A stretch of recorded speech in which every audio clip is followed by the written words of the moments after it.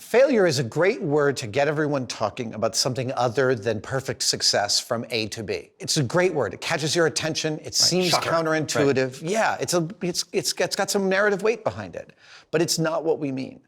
And I think it's time to culturally move past the fail fast mode, because we never meant that. What we meant was iterate fast.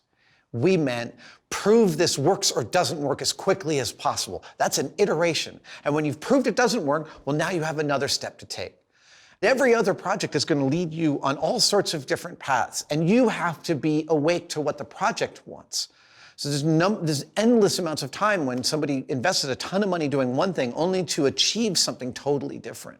And that's why we do it. Yeah. So I think it benefits us to talk culturally to kids about the fact that, like, yeah, if you're going to build something, get ready to build it 3 times the first time. It's going to take 3 tries just to get it across the line.